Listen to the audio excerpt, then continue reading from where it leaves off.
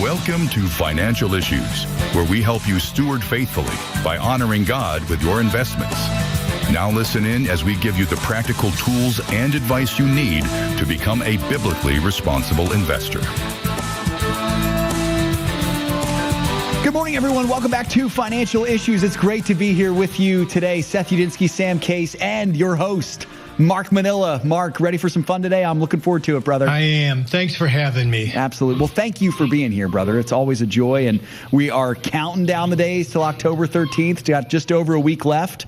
We'll actually talk about that a little bit later on in the show here. But, Mark, I did just want to make mention here. We have our sell alert for Invidia and our petition. Hopefully by now everyone has sold Invidia. We've got that petition out right now. Mark, tell our audience about this. Why are we doing this?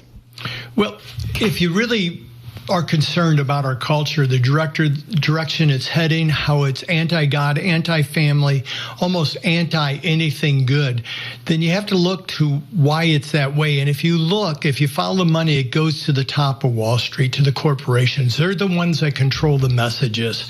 And what we want to do, not because we want to control Wall Street, not because we want everybody to fall in line with what we believe, but because there's children that are being harmed.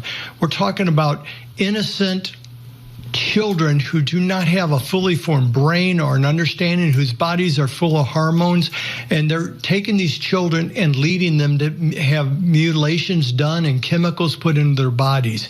Well, I don't want to do that. Just from any state point, I wouldn't want that to happen, whether I was a believer or not.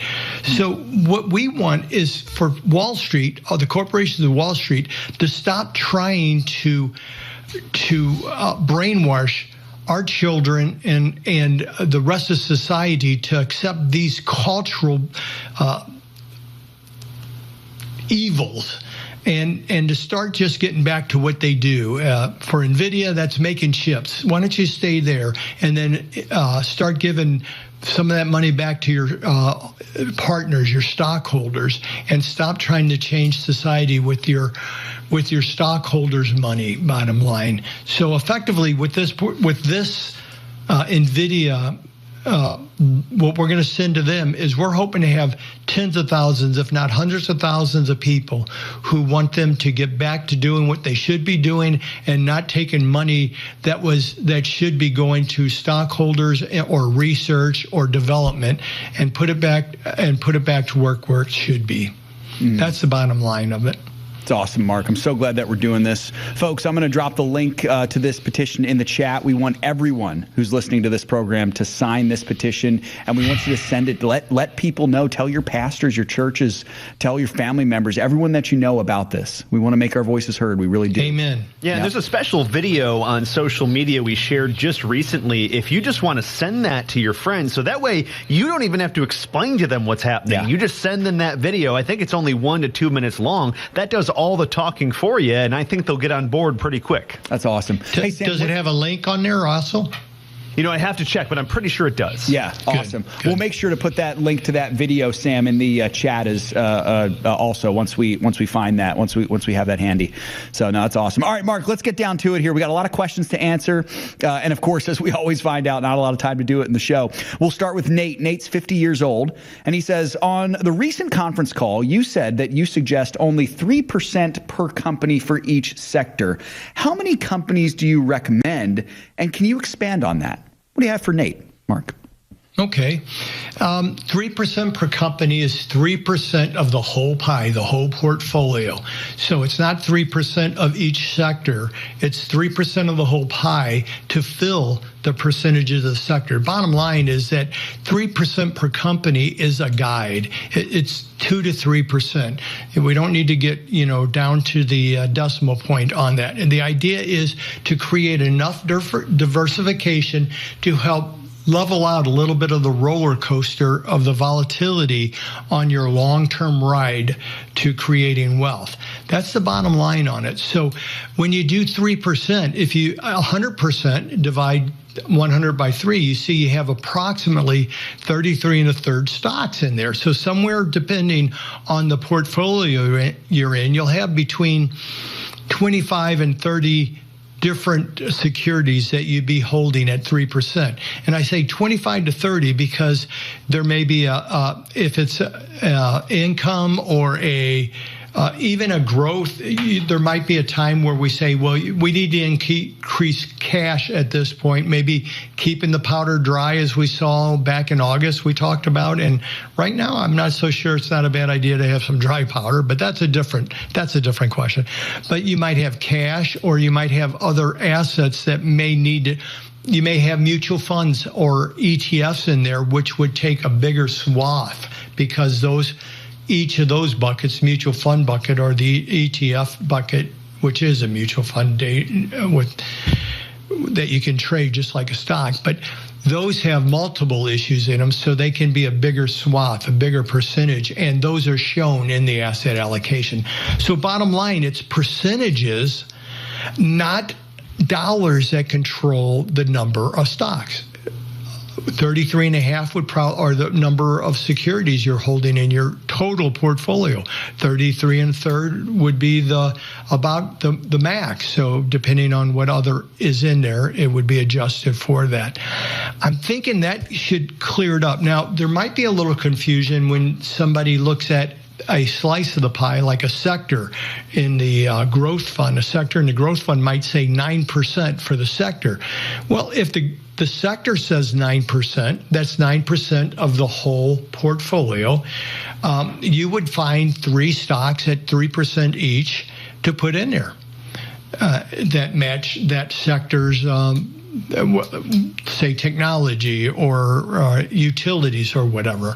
So you go into the buy list and you find 3 stocks that you think you like and that fit that sector, and you'd buy 3% of each of those 3 stocks, and that would fill the 9% for that slice, for that sector, and it would be totally in line with your portfolio diversification. So the key here is to keep the sectors in line as well. You don't want to have a sector that we're suggesting should be 9% and have it up to 25%, because that makes that sector very vulnerable. And oftentimes when a sector starts going south, everything in it, or the majority of stocks, could go south with it. That's why we keep them in a certain zone in each of the different portfolios. I hope that helped. And just realize that everything in the buy list has already been screened so that it honors God and does not compromise God's tenets or love or your desire to honor God by investing with biblical integrity. Now, Mark, here's a follow-up question for you. Is it possible for a portfolio to become too diversified, or I guess the word would be diluted? What would you speak about that? Maybe you have too many companies, too much diversification. You have a bazillion companies and they're each a fraction of a percentage. Is it possible to become too much of that? Yeah, absolutely. And I'm going to simplify the illustration. Let's say there was only 100 stocks in the world on the New York Stock Exchange. 50% of them were rising at 4%, and 50% were going down for an average of 4%. What's your total return if you owned all of them? I assume it'd be zero, right? Yeah, right. 0. So you can diversify down to 0, depending on the state of the market and whatnot. You can get so diversified. First of all, it's unyieldy, and you can't manage it. Secondly, you can diversify way down. So the whole idea is try to pick the best stocks in each of the sectors so that you're getting the cream of the crop there, hopefully leaning your portfolio to a positive end, and then having enough diversification to offset in case you're wrong, or just because the broad market in general takes everything down. Think about it like this. If you have a little ship and you go to Miami and you look out at the water and you see a port there and you see all these boats parked there. Some of them are dinghies, some of them are 30, 50, 100-foot yachts. Some of them are made of metal. Some of them you probably wouldn't want to put your kids in, because they're not made of something very much. Well, what's going to happen when the tide goes out? All those boats go down with the tide. The difference is, the strong ones, when they go down, they come back up. The weak ones, not all of those come back up. So the idea is by diversification, you help offset some of the market influence and the social influence and the economic influence on the weaklings, and hopefully you lean towards the stronger, better ones that will sail no matter what. And if by doing that, you smooth down the journey through diversification, and you lean towards creating wealth instead of just diversifying to zero. Mark, that's great. I appreciate that so much. It's a good reminder, diversification I think is necessary because none of us are going to make perfect picks. Some of our companies will go up, some will go down. And like you said, that's why we have that. That's that built-in safety net. Really good stuff. A lot more questions to get to on the other side of this break, folks. Hope you'll join us. We'll be right back after this. Don't go anywhere.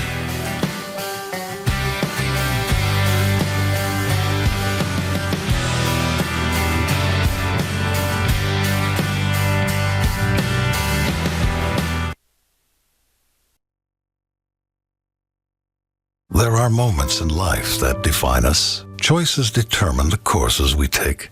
Choices that create life, or those that save a life, and some make life worthwhile. There are decisions to stay, or to go, to remain the same, or to grow. Sometimes we pray and make peace. Other times we take a stand for what we believe. In celebration, mourning, triumph, and defeat, we are invested in every decision we seek. Despite differences, we have one thing in common, the desire to do all for the glory of God. Keep your wallet aligned with your heart and your investments in harmony with your faith. Timothy Plan, biblically responsible mutual funds, ETFs, and retirement plans. Before investing, carefully consider a fund's investment objective, risks, charges, and expenses contained in the prospectus available at timothyplan.com. Read carefully before investing. I started investing close to 30 years ago now. All that time, I had never heard anyone talk about setting up your portfolio in a way that glorifies God. When I first heard about it, I was listening to the radio, a show called Financial Issues. They were teaching people how to honor God with their money. I became a partner with Financial Issues, and it's been one of the best decisions I've made. Invest your money in a God-honoring way. Go to financialissues.org.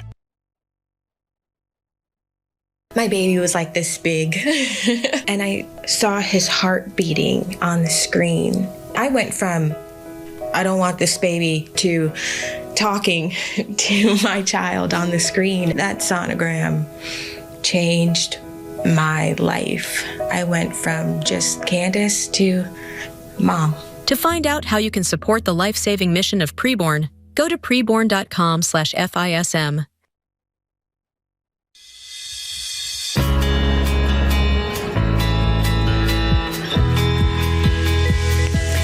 Well, it's good to be here with you all, folks, on Financial Issues. Lots of questions to get to, of course. Don't want to forget to remind you about our Invidia petition we have live right now. Make sure to check that out. And also, folks, we are so thankful to all of you for a wonderful end of the fiscal year and very successful and victorious end of the fiscal year campaign we just enjoyed. Mark, that was awesome. That was awesome. Amen. You guys showed up. As always, the Financial Issues family does it so well. Well, Mark, moving on to Terry. Terry's 71 years old. And Terry is saying, why is NOMD, that's FISM coded CS55, NOMD on the buy list when their history has only been down? Even with a 5% dividend, losing principal seems like a poor choice. Now, Mark, I should note, Terry asked this question just before this past week's commentary, and I know there were some updates there with this particular holding, but what would you have for Terry? Very insightful, actually. I don't blame him for his feelings. When I first looked at that, when I took a look at it and I thought, what is going on here? So since I don't know the mindset of when the buy was put in and those kind of things, I went back and took a look. And one of the things I saw was that, overall it's been down for quite a few years, actually. But the company's fundamentals are okay. There's nothing to really be worried about. Would I like a little less long-term debt? Sure. But the fundamentals look pretty good. But here's the issue. Usually when a stock's headed down, it'll head down and then perk up a little bit and head down. This one has been, for the last 2 or 3 years, been in a zone and bouncing up and down in that zone. So it never broke through. Those are called resistant lines. And when we have those resistant lines, if you have a decent dividend, there's no reason not to hold on to it as it moves sideways if the dividend is decent. What happened recently, and this was as recently as the beginning of September, it broke through its bullish support, its bottom line on our charting. And when it did that, that raised a concern. It put a flag on it for me, and I started watching it a little bit closer. Well, recently it did drop even through a further down support line. That support line goes back a few years. So our thoughts were, if it hits this and bounces off, we're not going to worry about it.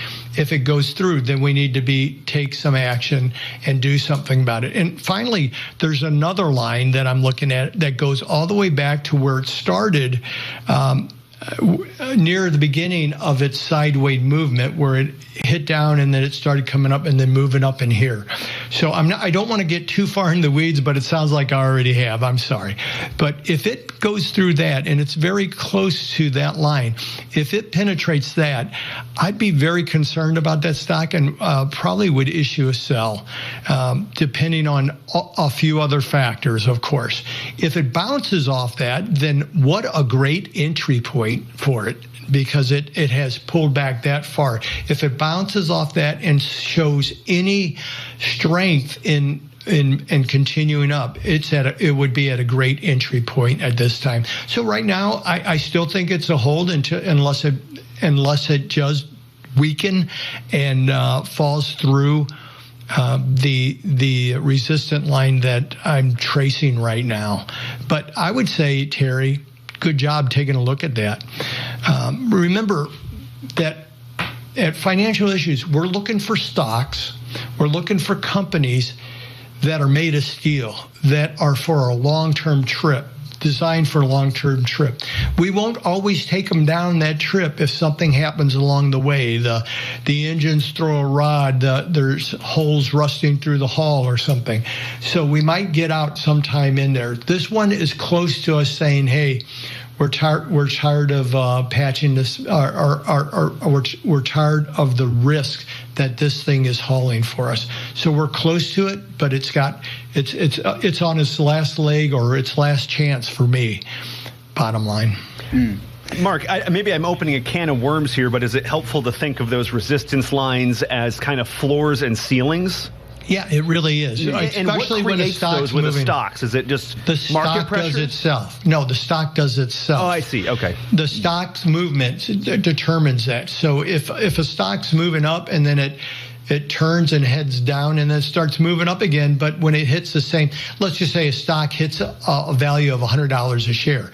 If it hits that and then bounces down and then starts heading back up again, hits that again and comes down and continues to do that, well, we have a resistant line there. It doesn't seem to be able to break through, which means those who are investing in it are saying the value of the stock isn't worth more than $100, so some people start selling at $100. At some point, somebody says, well, okay, I've been watching this, been moving sideways. Their earnings have increased, their profit margins have increased, their debt's down. It looks like they have new lines, or they did an acquisition which is expanding their company, and it breaks through that ceiling. They then say, you know what, this is worth it because things are different, because they've expanded, their earnings are up, things like that.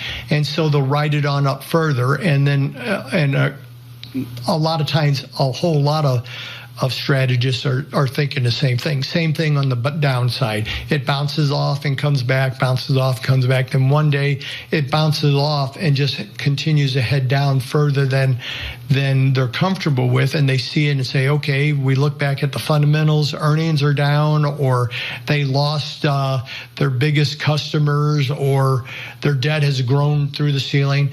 And they'll say, you know, the stock isn't worth holding at this time. And that's almost where we're at.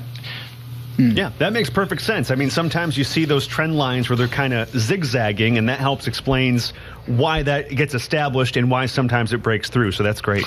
Right. And this one, the reason we didn't sell it 3 years ago is because it went into that channel and it stayed in there for 3 years pretty much.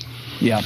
Mark, That's my guess on why they didn't sell it. Yeah. It makes sense to me as a strategist. I know Dan and I had very similar things that we would look at. So I'm assuming that's why it stayed in there and through Shanna as well.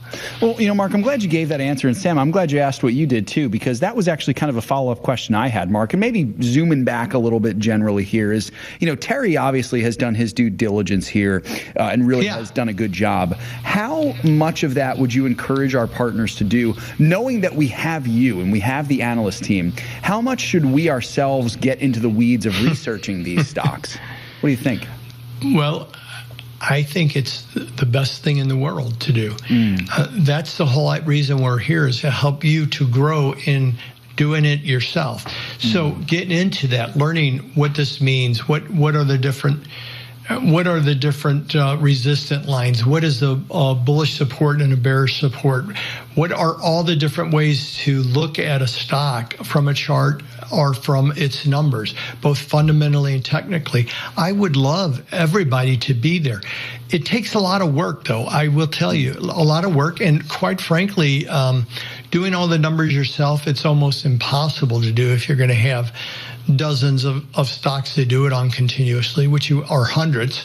What you want to do is be able to have some help with that. Have somebody doing some of the calculations so you can be looking at the charts.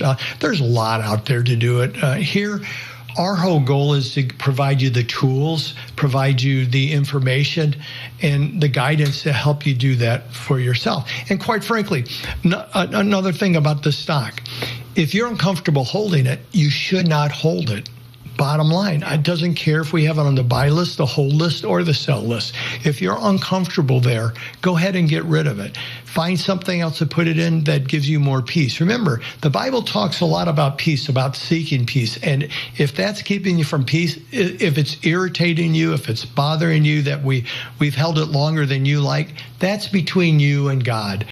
We're not here to tell you what to do. We're here to give you the information to help you make wise decisions on what to do. Well said, Mark. I think that's great. This next question we have here, Mark, is from Christy, 58 years old. I think we can squeeze this one in before the break. She's saying, I'm way overweighted in Caterpillar stock. I got 100 shares in my Roth, 50 shares in my brokerage. I got $1 million in my 401k that I do not record in the tracker. I plan on rolling this over to my brokerage accounts when I'm 59 and a half, which will be December of next year. Should I consider myself overweighted if I'll be willing to add $1 million to the tracker next year? And if so, should I sell from the Roth or from the brokerage account? What do you think? Excellent question. And you know what? I'm glad you asked this question, because there's a lot of people who have this mindset that I have this over here at work in my 401k, and then I have my portfolio over here, and they look at this portfolio all by itself. And some people go further and they can say, I have my individual account here, which is not tax qualified, and then I also have a Roth IRA and I have a traditional IRA, and they look at all of those separately. And that's okay. You can do that. And they make a portfolio out of each one. Here's something to think about, though. If you put all that together, the total value of all those together, then what happens is you have different buckets still, but different buckets for different reasons. Not just because you can only contribute $7,000 to this one, and this one was an inheritance that was left you, and this one's is being taken out of your paycheck at work. What these buckets can represent is the ability to how to handle taxes, to be more savvy in how you do it. For example, your Roth IRA, you might want to put those high growth stocks in those as a portion of the total portfolio of all three buckets. So as you're looking at this, you have $1 million at your 401k, which eventually is going to be in the rest of your portfolios anyway. Look at your whole portfolio and say, okay, well, I have $1 million here, and I have maybe $200,000 in these IRAs. I don't know what you have, so I can't tell you the percentages. But maybe you'd say, okay, the Roth IRA really looks over this one stock in my Roth IRA. Within that IRA alone looks way overvalued, but with my overall portfolio, it isn't, and it is being, I'm growing this tax-free, so there's no reason to worry about it.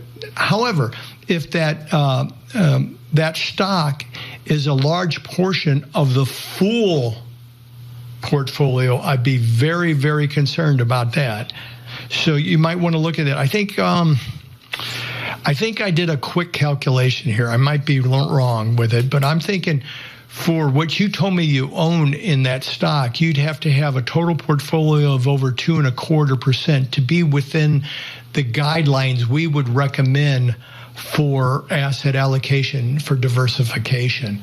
So if your portfolio is lower than that, you might want to start trimming it back and decide whether you wanted to do it in the Roth or the individual account, depending on the tax consequences of the individual account. Eventually, you're going to be paying capital gains. Are you going to be in a lower capital gains bracket in the future or now? Or not? If you're not, then you could do it anywhere you want and just leave the Roth growing. It's awesome, Mark. I hope Thank that you for helps. that. Yeah, it is very helpful. Folks, more financial issues on the other side of this break. We'll be back.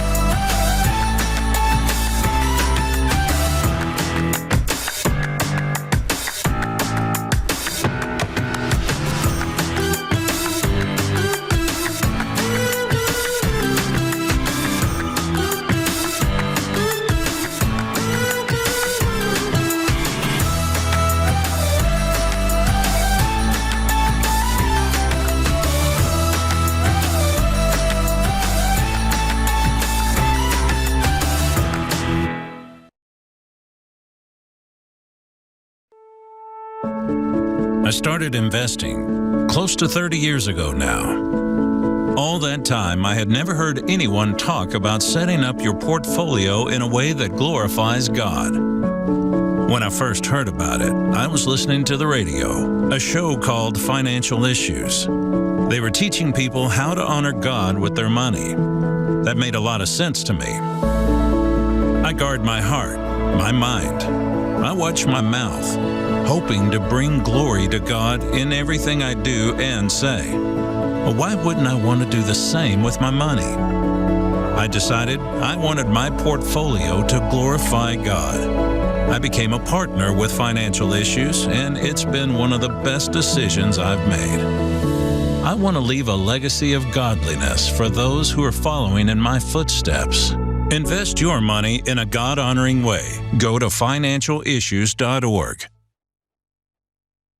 I found out I was pregnant when I was 21 years old. For me, I was scared, I was shaking. I Googled places to abort. We drive there, and as soon as we get there, I open the door, and the first thing that I see is a bunch of Bible verses in the walls. They gave me a little counseling session, they gave me the pregnancy test again, and they do an ultrasound. And that's when everything changed. When I saw my baby, and when I heard her heartbeat, that was it. We decided with my boyfriend at the time, which is now my husband, to continue the pregnancy together. We started coming to the classes, doing our homework, getting counseling together. We've seen the hand of God ever since we stepped into the pregnancy center. To find out how you can support the life-saving mission of Preborn, go to preborn.com/FISM.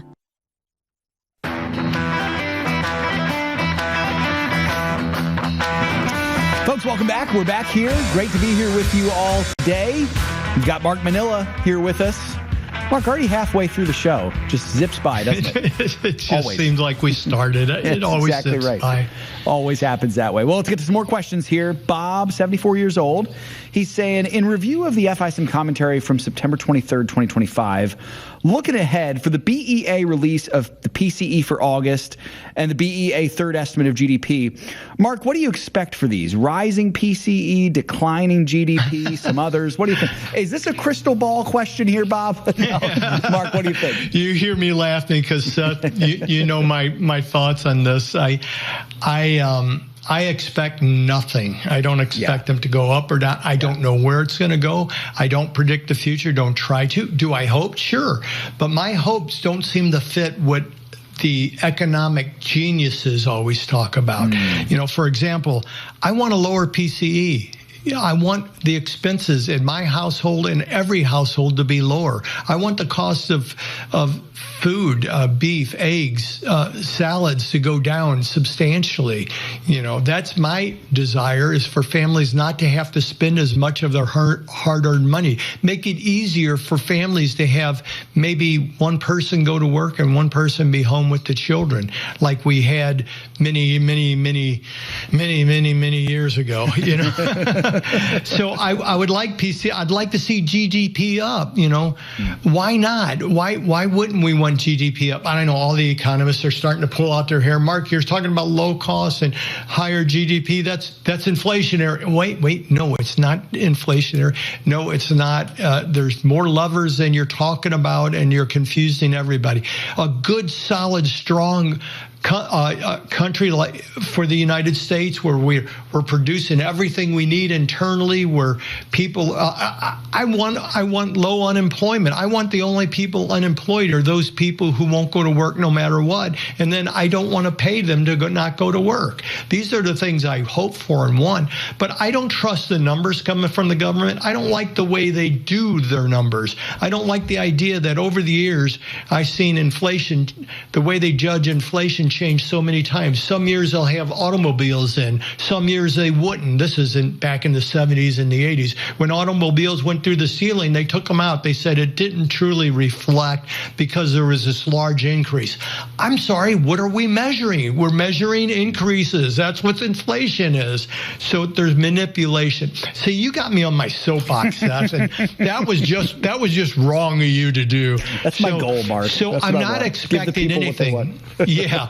But when they do come out, we need to look at them, because they will have an effect on short term for sure, moves in the market, and for investors, I wouldn't knee jerk off of them or anything, but sometimes we might look at that and say, okay, here we are in a market, and making all this up, this has nothing to do with today, but let's say we're in a market where the market's peaking. It's gone through the ceiling. Everything's overbought. When we look at our bell curve, everything's far to the right on the bell curve on being overbought. And GP, we have all our GDP is up and PCE is up. Well, that just means that all those things could contribute to the market pulling back harder than it normally would. So we would take a look at that. But I would not be following that with a tooth and a comb, trying to what's that going to do to my this stock over here or that stock? Some of the stocks it will affect.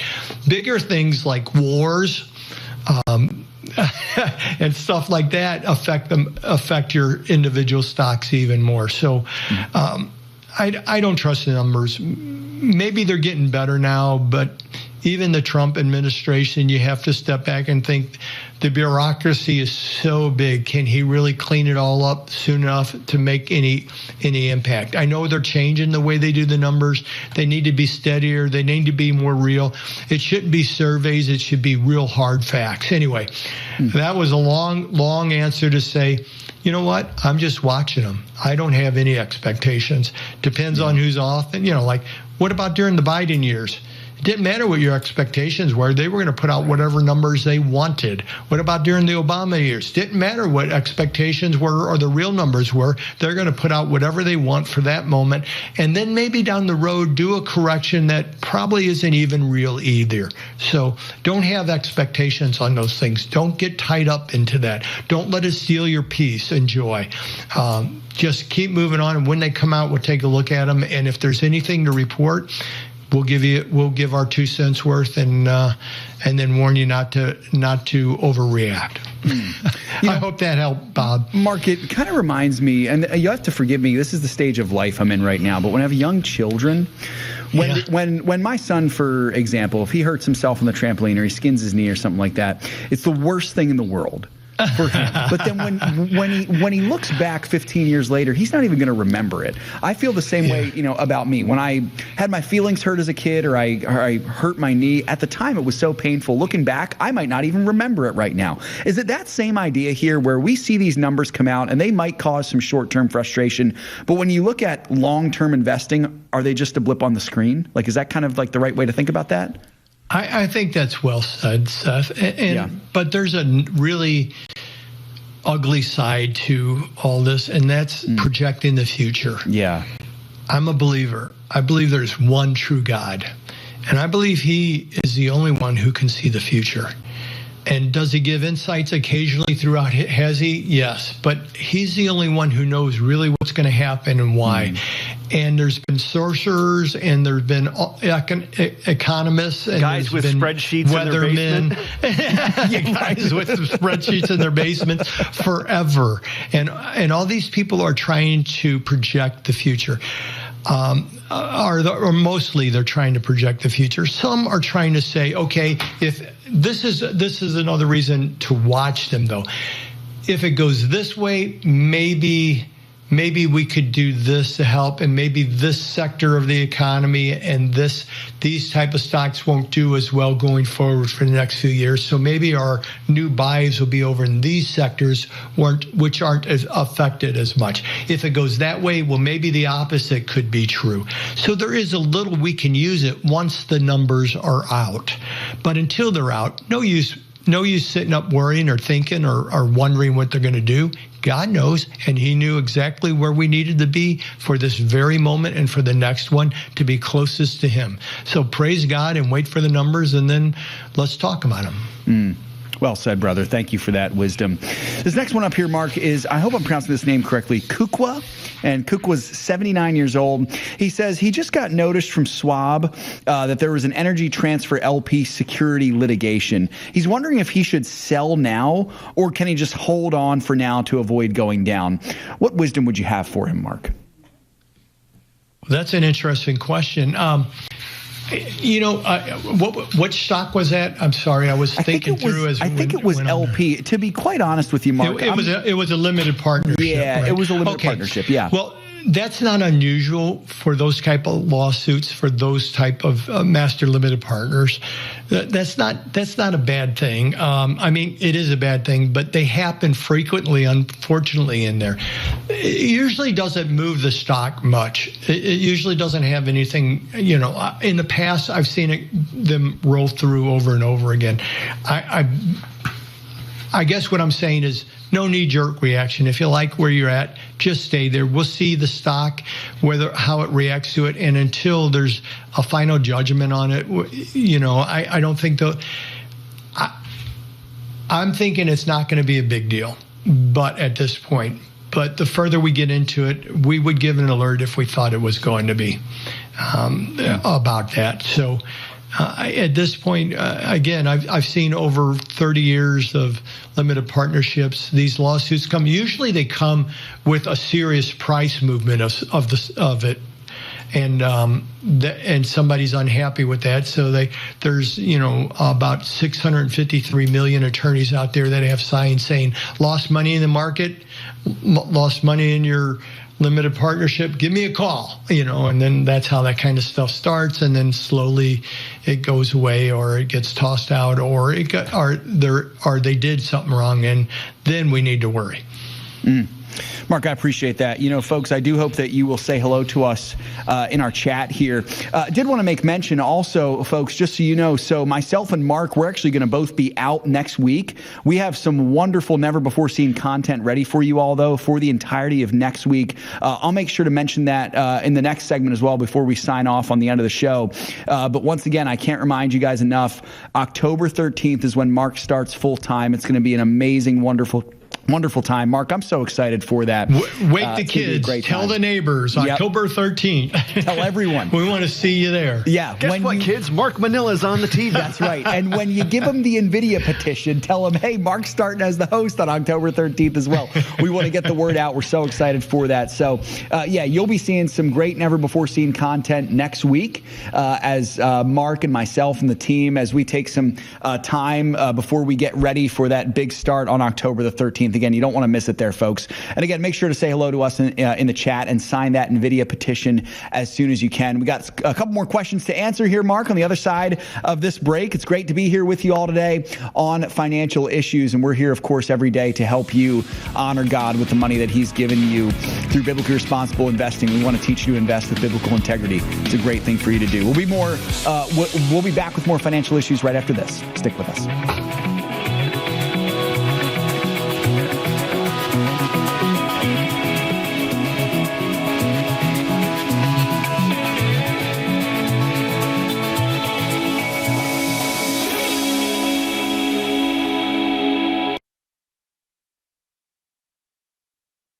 In a world where financial decisions can feel overwhelming, it's easy to lose sight of what truly matters: our family, our faith, and our future. With financial issues by our side, we can invest knowing that our financial decisions are in line with our values. Take the first step today and become a financial issues partner to access rich online resources, training tools, and guidance for biblically responsible investing. Head over to financialissues.org and learn how to invest your money in a way that honors God. That's financialissues.org. Where's Mima? We found out Shepard's diagnosis when I was about 17 weeks pregnant. We learned that he was going to need a series of surgeries after he was born in order to give him what they considered a normal life. And we weren't sure how this worked. Yeah, very emotional, very, very broken. And as my wife just said, not sure how this worked. And called Samaritan, and they said, you just go have that baby. You leave the rest to us. And just to hear the confidence on the other end of the phone of, this is not something that you need to be concerned about at all.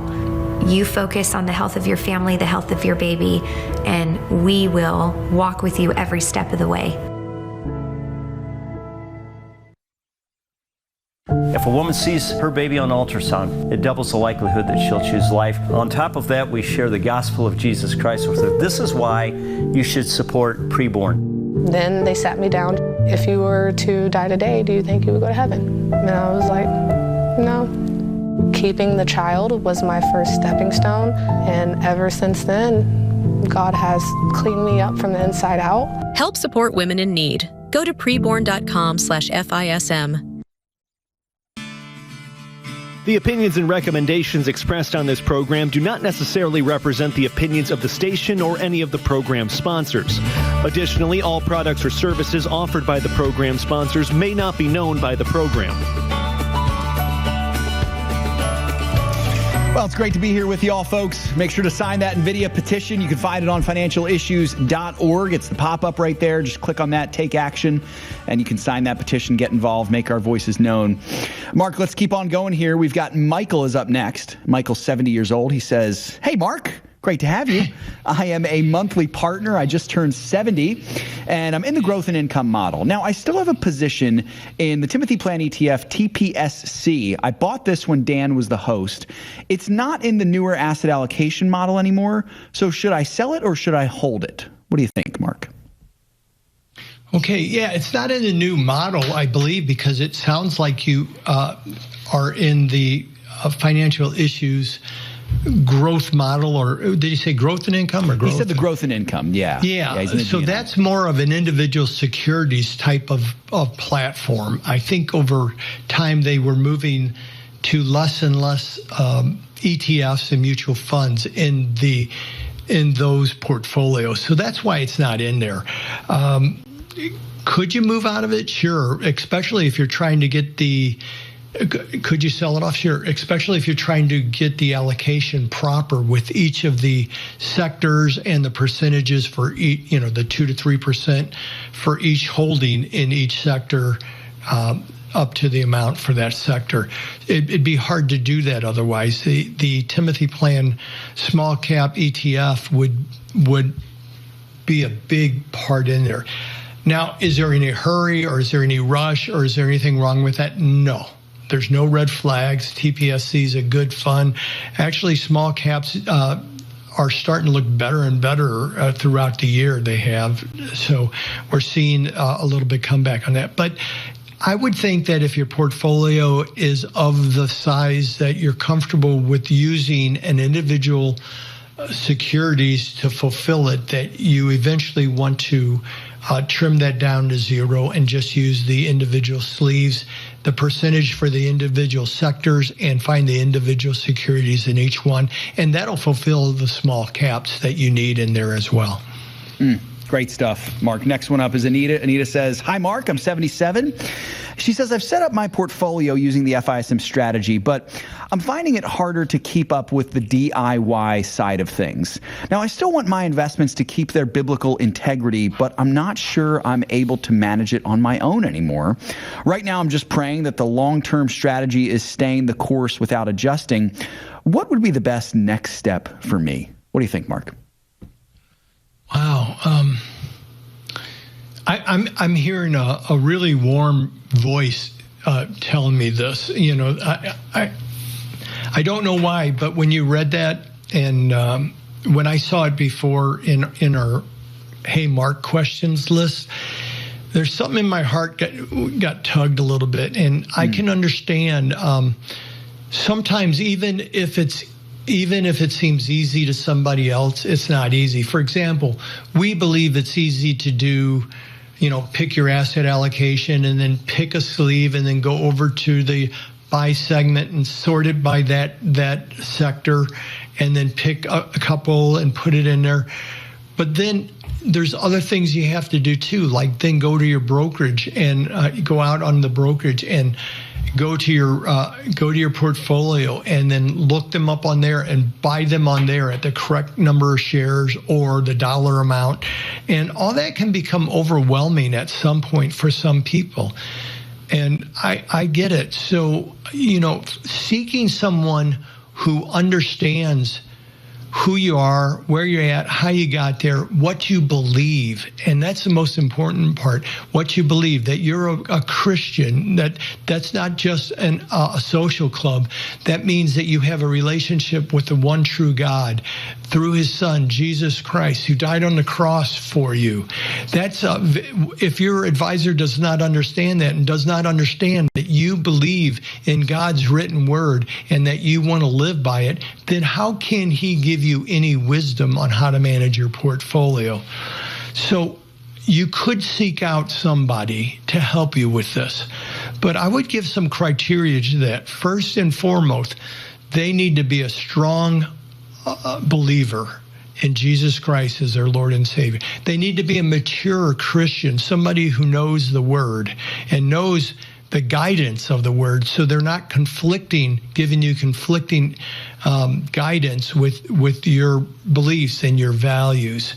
And third, you want them to really know what they're doing. They have to be a good advisor. They have to know the market, know how to utilize and manage money or the markets. But even then, if you turn it over to them, you're going to pay them, 1 or 2%, and then they'll start managing it. You're still going to have to at least watch it to make sure they do not get involved in any company that compromises your heart's desire to honor God by investing with biblical integrity. So it's a hard spot right now. And if you've been around financial issues for a while, Dan never recommended anybody.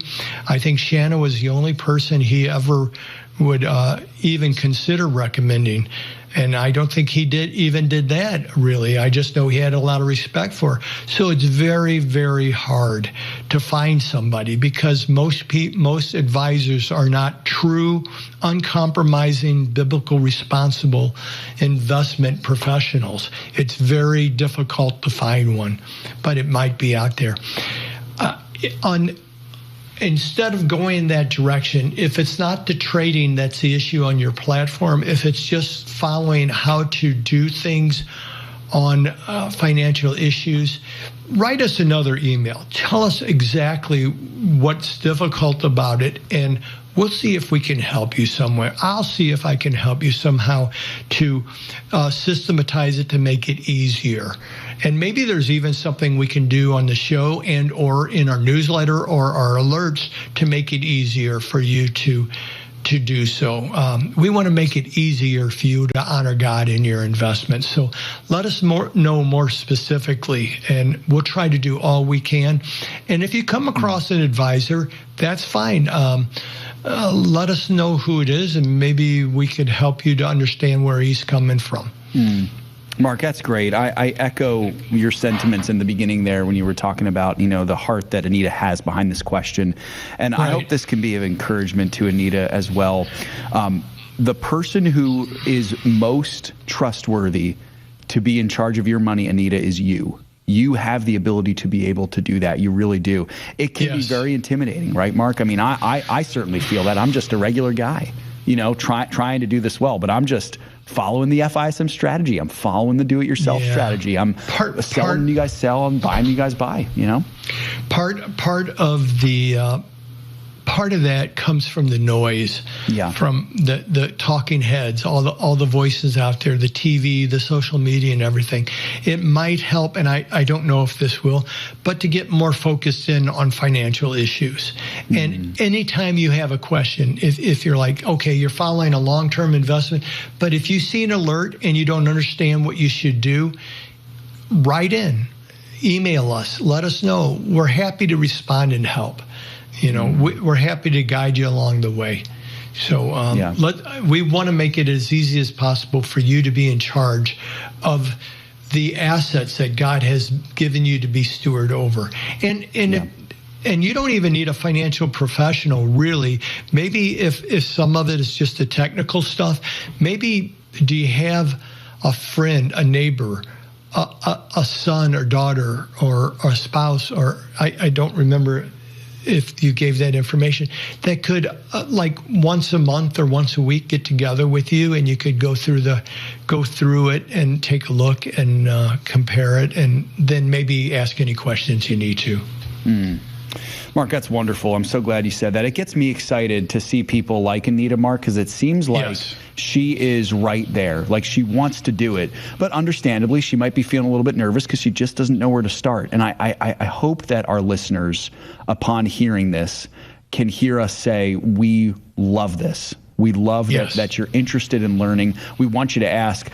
Contrary to what some people might actually think out there, Mark, we don't ask people to call in or talk on the show or write in their questions just to give us content. We're here to help you. We want to help you. We love helping you. It's a joy, right? That's the whole idea is we want you to be the best steward possible with your investments, and you can do that. And if you're feeling you can't, I mean, there does come a time, my father-in-law was passed at 101. He was not taking care of his portfolio at that point. So there does come a time when it just becomes too much. And that's the time you have to rely on those close to you. And hopefully we're close to you. We'll do everything we can to make it as simple as possible. Ask as many questions as you want or need to. We're here for you. Well said, brother. Anita, that's a great question. We're so glad that you asked. Folks, we've come to the end of today's show and the end of this week as well. No. I know. Always comes. Who knows, Mark? Maybe in the future, I'm just throwing it out there, maybe we'll have to extend the show. Maybe like the 13th of October? That's right. That is exciting, though. Not that soon. Right, but hopefully someday soon. 13th of October, I'm glad you addressed that, Mark, because that is when you'll be on full-time. We can't wait for that. Folks, again, this coming week, you'll see some great, never-before-seen content as we'll be off resting before that big start on the 13th. We hope you'll join us for that. Remember, folks, everything you have belongs to the Lord. Let's be found good and faithful stewards with everything that God has given to us. God bless you all. Hope you have a blessed day of worship on Sunday, and we'll see you next time for more financial issues. Have a great day.